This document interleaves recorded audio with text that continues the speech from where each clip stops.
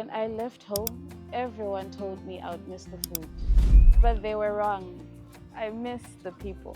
Mulibwanji, my name is Patience Chiduleni and I'm from Malawi, and I am studying Bachelor's of Science in Agriculture Honors. When I first arrived, everything felt unfamiliar. Different faces, different languages, and a place I had never called home.